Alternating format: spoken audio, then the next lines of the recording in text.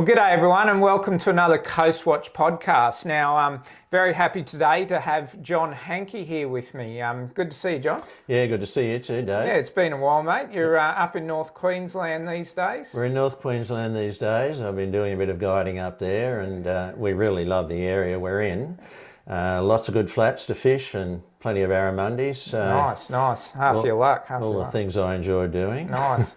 Now, for the people at home, I guess fishing DVD would probably be where they recognise you most. Would you say that? Yes, we spent about 12 years doing the fishing DVD. It was very popular. We covered a wide range of different techniques and styles and species. Yeah. It was very well known and it went really well for us for a long time. And then YouTube and smaller cameras came along and it was time to do something else, and I started guiding after that. Yeah, the landscape definitely has changed a bit. I mean, you know, obviously I grew up watching DVDs or VHS actually, which shows my age, I know, but you know, that DVD coming out, was it every month it came out? Or it was a quarterly. We were doing 4 a year. A year, no worries. Yeah, I think I had the entire collection, and I used to love them turning up in the mail. It was quite an interesting format, wasn't it? Because it was like a magazine subscription. So it was the first one we brought out was actually on a couple of magazines, on freshwater fishing and on Alex Julius's magazine. But then we decided it increased their sales very much when it was on those mags. So we decided we'd put it out ourselves with an A4 backing board, like a magazine. Yeah, because it was at the newsagent. You could pick it up at the newsagent amongst the magazines. Yeah. No, it was a pretty forward-thinking concept at the time. Yeah, at the time, I know a few people said to me, "Oh, I don't know whether it's going to work. You're going to do your dough," and it cost us quite a bit. We had to get a lot of replication done with the second volume that came out. So I knew, I had my fingers crossed that it was going to go well, and we did our sums, and I think we'd worked out if we sold 5,000 we'd break even, and we didn't have a lot of sponsorship to start off, and we sold 7,500 I think, and that was it. We thought this is going to work, and it got to a point, it was only I think the next volume or the one after that was up there with the magazine sales, the glossy magazines. Yeah. So it went very well for a long time there. It was very popular. Excellent, yeah. I think we had some great people working with us as well. We had Steve Starling, Peter Morse, people like that. Yeah.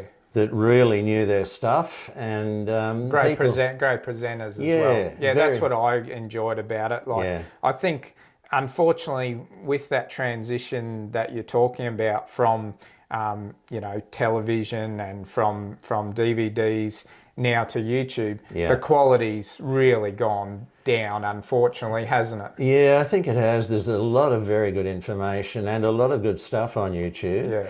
But you've got to sift through a lot of other stuff that's probably... Particularly in fishing, I think. Yes. I mean, GoPros have changed everything. And look, don't get me wrong, I still watch plenty of, you know, GoPro vision on YouTube, and at the end of the day, it's still... And I use them myself, but... And putting yourself in the picture is pretty cool, but production values and audio and things like that seem to have fallen by the wayside a bit. But as far as production goes, when I started, everything was shot on film. We were shooting on 16mm film. And so I guess I've learnt the whole process from back in those days where we used to edit on a thing called a Steinbeck, and we'd actually physically cut the film with a razor blade.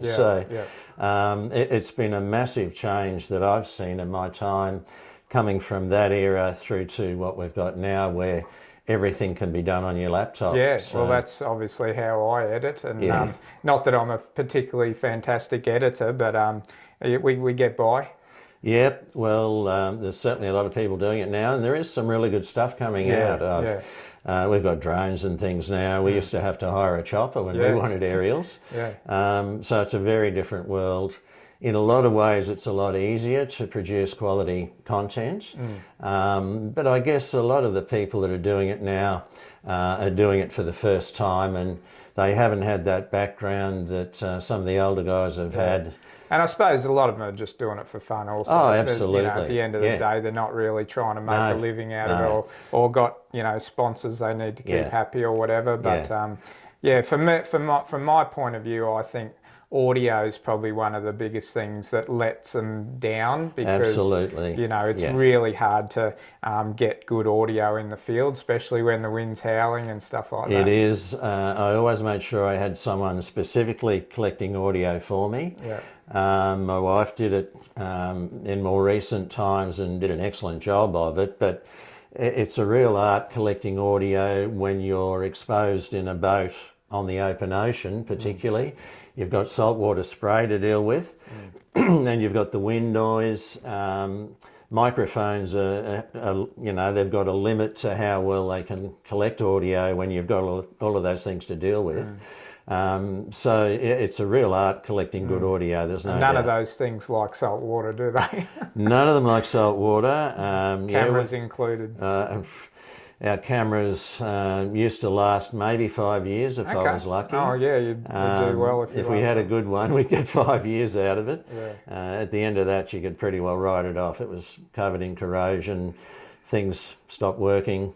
And of course, back in your early days of filming with the big gun on the shoulder, that was probably a $120,000 machine, was it? It was. I know the camera bodies were around $100,000, and the lenses, a good quality lens, was about 30.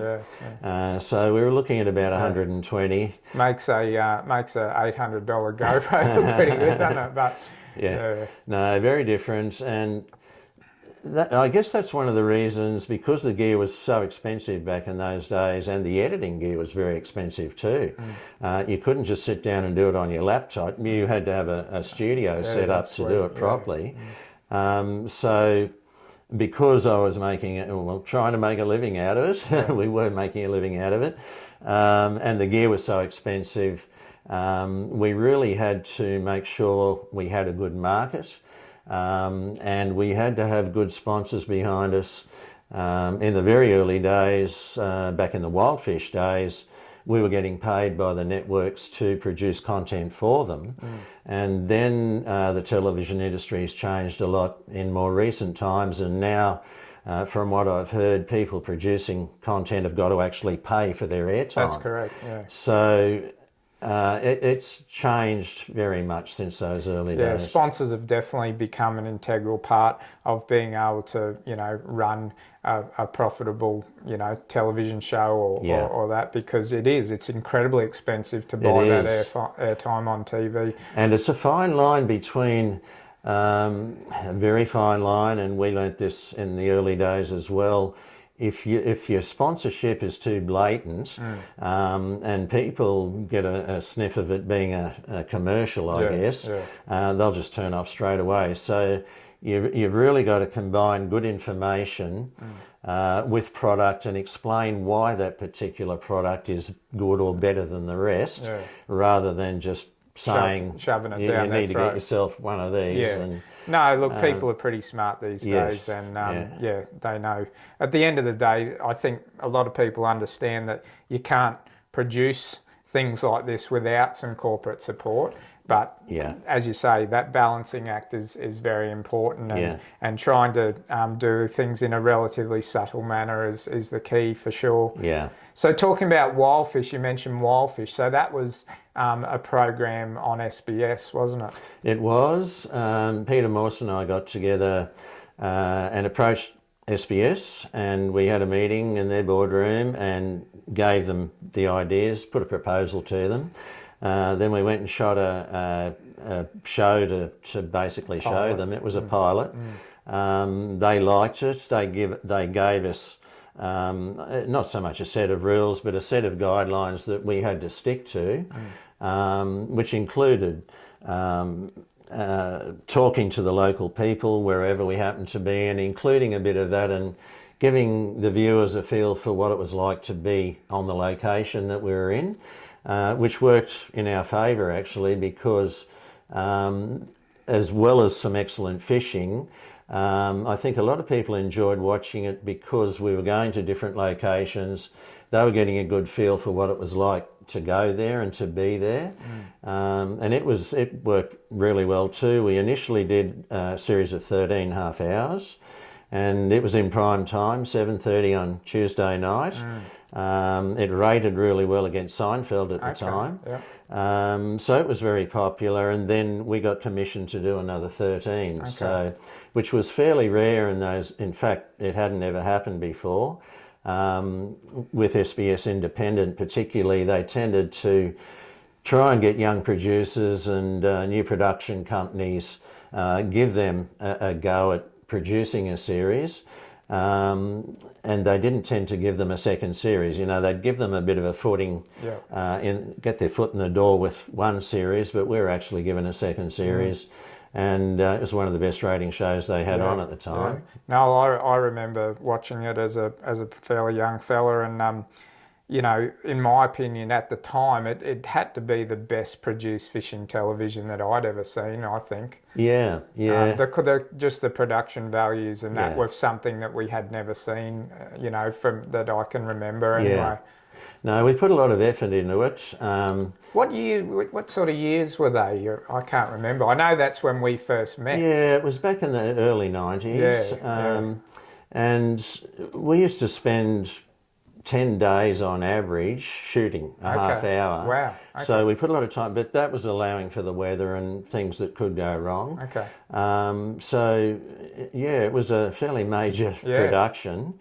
Because I think the segment we did at Crestbrook catching bass with Brett. I remember that. Yeah, on his Ranger boats. It was called Fast Fishing from memory. Yeah. They would have been some of the fastest boats in Australia at the time, those Ranger bass boats. They were before their time, weren't they? They were, absolutely, yeah. I think we shot that in a day, so that must have been There were some that we did shoot fairly quickly, but on average, it averaged out between about a week and 10 days per episode. Wow. Sometimes we were lucky. Fish were biting, and we used to spend quite a bit of time getting travelly shots and talking to locals, as well as the fishing. So that all takes time to shoot. Absolutely, yeah. And it was very successful. And so, what came after Wildfish? Did you do anything like before the fishing DVD? After Wildfish? We did actually. I got a bit of help from the Queensland Film Commission, Pacific Television at the time, and they sent my wife Peter and I over to Cannes to their documentary festival. And we sold the second series to a number of overseas countries. So that happened at the end of Wildfish, and then at the end of that I came back, and it was only a couple of days after we'd come home, and we were thinking, what are we going to do next? And John Dumphy from Shimano actually rang me, and he said, are you interested in helping produce a TV series with Andrew Eddinghausen? So that's when Escape with ET started. That's how that came about. Right, so you were shooting ET stuff. Yeah, I went down, had like it was all done in a hurry, and when I came back I was a bit concerned about what we would do, because I'm a freelancer, and we're always usually got too much work or not enough. You'd know what it's like doing that.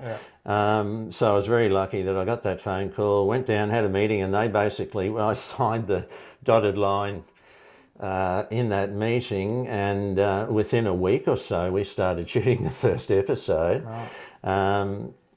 And my production company was doing a lot of we were basically doing everything. I was shooting it all. My wife Peter was collecting the audio, and we were doing the editing as well. And it just got to the point where it was too much. And I ended up putting my editing gear in with another fellow in Brisbane, Bob Blasdell, had his offices there. He's still doing it. And we had one of his offices there with one of his young editors, and they were doing the post-production. And that went on for the first 5 years, I think, of his show, and I believe it's been going for nearly 20, or maybe 20 years. It has been, I think. We were involved in the first 5 years. Gotcha. we were spending a lot of time away, and that's when we decided to do the fishing DVD and came up with that idea. So going back a step then, when you were doing like video, like VHS tapes, what was that a series as well? Because I remember as a kid, like my all-time favourite, VHS tape was Drysdale, a remote river, and it was Harrow, Rod Harrison, and Dean Butler, and I think I just watched that tape so many times until it just wore out, and then I convinced my dad to take me to the Drysdale River so I could catch a meter-barra. How'd you go? Yeah, I caught him. In fact, I was with Shane Mensforth from South Australian Anglers. So he was I think he was writing a story for Modern Fishing at the time. And as a young, I must have only been like 16 or 17 or something like that. So it was a trip of a lifetime for me, and to actually walk in the same footsteps as Harrow and Dino, who were my heroes at the time, and still are to some respect, and got all the respect in the world for those guys, and being at the Barra Patch and all these names that I'd heard on the tape over and over again. Curran Point, I can relive it today. So what sort of year would have that been, do you think, roughly? That would have been in the early 80s, I think. Yes, it was. That was we did quite a few of those. Yeah. Was it all with Harrow and Dino? Was it? Yes, it was. Dean was doing the sound recording for me sometimes, but then he was in front of the camera as well. Still great mates with Dean. We fished together quite a bit. The Drysdale we did maybe 7 or 8 of those shows. Actually, there were 10, I think, all up. The Drysdale was one of the most popular out of all of those. And what we realised when we were doing some of them, and particularly the Drysdale, Craig Muir had a camp on the river there at the time on the Drysdale. And float plane flying. Exactly. I mean, he flew us in there. So it was a real adventure. I think a lot of people loved it because it was an adventure, as well as, it was pristine when we went in there. Hardly anyone had fished there. And what we realised when we did that one and a couple of ones after that was that we were selling thousands of those VHSs at the time, and it was going very well. I think we were selling them for $50 each or something. Wow, okay. This is going back, and we realised that if we went to areas like that and somebody was guiding or had a camp there, that they could really benefit from other people seeing it. And that's what happened. Dean actually branched out and started his own travel business not long after that. And Craig was booked out for the next 2 years. We were probably one of the customers. So it's as a result of watching that VHS tape. At the time, it was a great way of promoting those areas and promoting tourism into those areas. But it was. I had a couple of trips up there, went up there on another trip. Lefty Cray was actually sitting beside me in that old float plane when we flew in. And I'm not sure what Lefty was expecting. I think he thought it might have been a 5-star camp that he was used to back in Florida or somewhere. And chalk and cheese. We flew over it and looked down, and he said, "Is that the lodge down there, John?" And I said, "Yeah, that's the lodge, Lefty." And all it was... From memory, wasn't it some like mangrove trees with some shade cloth around? There were 4 mangrove poles. Actually, Craig had done it up since we were there previously, because it had a dirt floor the first time we went there. And he'd actually put in a concrete floor. We had a couple of stretchers, but it was really well set up. It was very comfortable. There was a shower that was in this sandstone block where you'd have a shower and look out and you'd watch this big croc swimming up and down in the hole below you. I don't know whether that was there when you were there, but it was very special. Yeah, and that's the thing. You go to a place like that back then and yeah, it was all about the location. I mean, accommodation, who cares? You know? Exactly, and I think the boats, we were running around in a couple of tinnies that were maybe 12 or 13 feet with a 15 or 20 on the back. Very basic stuff. No casting decks, no live wells, no electronics. Yeah, no electric motor, no sounder. Probably caught more fish then than you do now in a $100,000 boat. So. No, it was amazing place, and I obviously, that's the only time I've ever been there, and it's just it's etched in my memory forever. That place, that's for sure, very special. So, did you do the Greg Norman stuff? No, I didn't. No, I was wondering because that was another VHS series that I was a big fan of watching. At Dean the time. was involved in it. In fact, I think they had a camera crew from Victoria, from memory. But Dean was actually given a job to scout around, find locations for them. And he had his travel business going at the time too.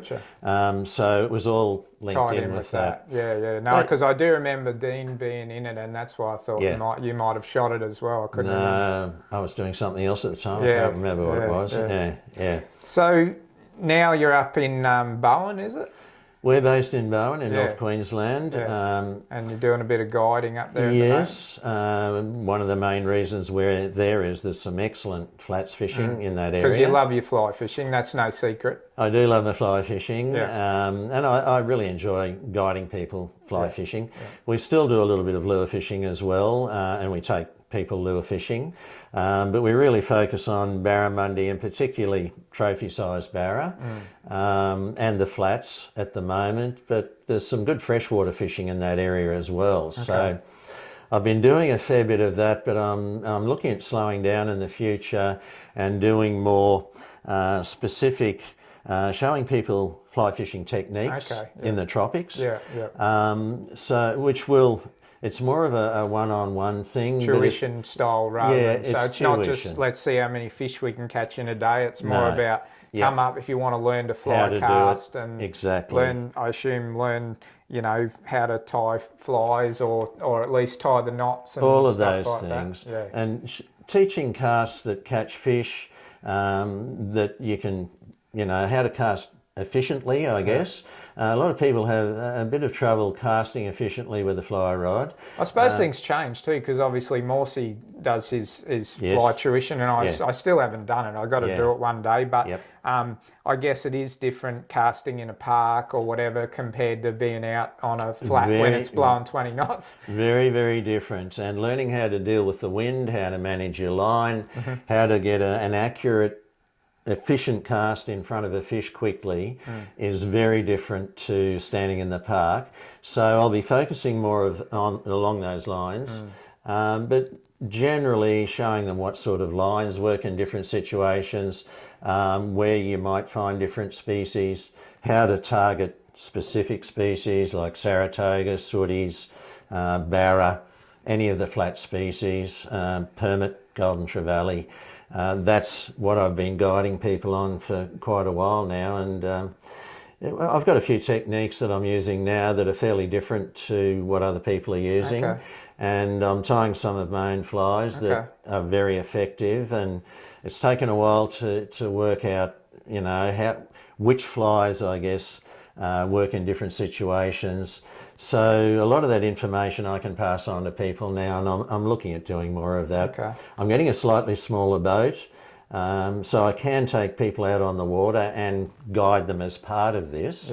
But I'm looking more at teaching people about tropical fly fishing. I suppose on that point as well, not only the techniques of fly fishing, but fish behaviour as well, because again, understanding how a fish behaves either to the prevailing conditions, the boat, how the fly lands, all that sort of stuff comes into play when you're actually in the field doing it. Exactly. And there's a lot of that people, I guess it's the finer points, and the people that catch fish see that finer detail in a lot of things, and they understand that. So it's all well and good being able to punch out a 80-foot cast, but unless you can actually you're better off presenting a 20-foot cast effectively than an 80-foot cast. Absolutely. I guess most people, when they're out in the park, they're trying to throw 100 feet of fly line. Ideally, if they can throw 80 feet, then they shouldn't have too many troubles catching fish. But in reality, most fish are caught between probably 40 and 60 feet out. Well, it is sight casting at the end of the day, isn't it? And even though we've got our tonics on, we're still not invincible. Like, I mean, sometimes they're just hard to spot, aren't they? Especially dirty water and stuff. So. They can be, and as you said before, you've got the wind and other things to deal with while you're out there as well. So learning how to deal with those things, and a lot of people find fly fishing a little bit daunting, but if you look at the basics, it's pretty straightforward really, and if you understand some little tricks, I guess, in managing your line, casting with the wind and all that sort of thing, then it's not that difficult, and I find it very challenging, and it's something I really enjoy. So if people want to look up some of your vision from the fishing DVD days, John, is it still, can you download it or anything? Yes, most of it is on Fish Flicks. Okay. So if they go to Fish Flicks or the Fish Flicks site, they can watch pretty much everything we've done. We've got the Wildfish shows. I think some of the ET stuff's on there. We've certainly got all the fishing DVDs, or most of them, the stories. So you can actually have a look at it story per story.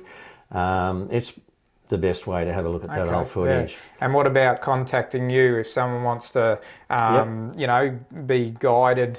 Best way to contact me is fishingdownunder.tv. If people get onto fishingdownunder.tv, they'll get all the information they want. They'll get my phone number.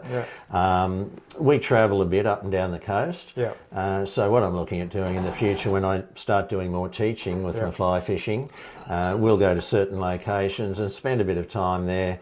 I'll put it out there online, and if there are fly anglers in that area that want a bit of tuition, then otherwise they can come to Bowen. Sounds like it's a pretty good place to hang out anyway. Absolutely, it's a great place. Okay, mate. Well, I reckon that's been a pretty good chat. So thanks, Dave. It's nice to have you in the Coast Watch studio, and obviously we'll look forward to having a fish again with you one day, hopefully in the not too distant future. Sounds good, Dave. You're welcome anytime. Just give me a call. Awesome, mate. Well, thanks very much, everyone, for listening in, for both listening to our podcast and on the video on YouTube, of course. And once again, this isn't possible without the support of our partners, Rockstar Tackle and Tonic Eyewear. So please check those guys out.